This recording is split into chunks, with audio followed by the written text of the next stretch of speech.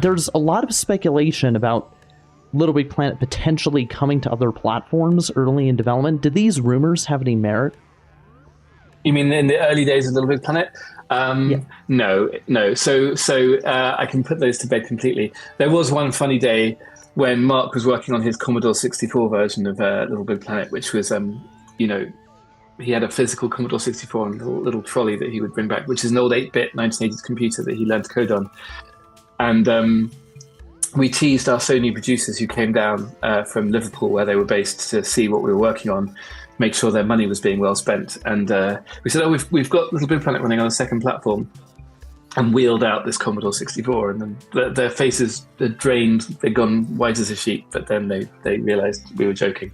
So the reason I can put the rumors to bed actually is because I had a strategy, and this was actually, I think it was driven by me, but I think we all agreed on it. But basically the idea was we all experienced games industry people, and I knew how hard it was to make a cross-platform title and get a publishing deal and get noticed and all those other aspects, kind of the business side of things.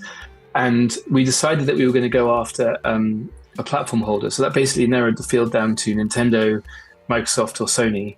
And we were going to make a first-party title. For those of you listening who don't know what a first-party title is, the idea is you might be an independent studio, as Media Molecule was, but you make a game that's exclusively for one platform, and in return, that platform holder might take a bigger risk on you. They might make a more out there title at the time, anyway, back in the day, because they felt that would sell consoles. Like ultimately, PlayStation wanted to have games that were unique to PlayStation, so that they could sell more PlayStations. And for us, what was amazing about that is that we were effectively a small fish in a slightly smaller pond. We didn't have to be a Call of Duty that was on every platform and every person's home. We just had to be as good as we could be on a platform. And to finish that thought as well, it also applies not just on the business side, but on the technical and artistic side. If you've ever done a project, you know that like the biggest projects where you've got no constraints, it's going to be everything. They're the ones that fail.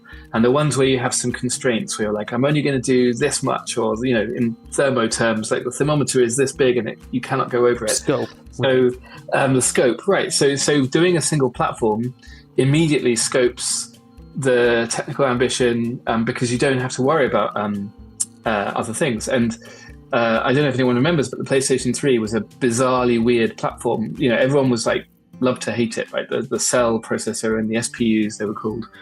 And very early on in the PlayStation 3, no one really knew how to code for it very well.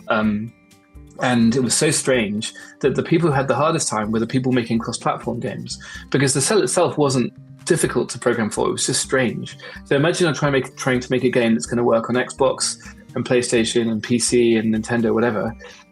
You have to make it work on this weird PlayStation thing and all of the other ones. That's really hard. But we were really lucky because we're like, well, we're going to focus on one platform. Ended up being Sony.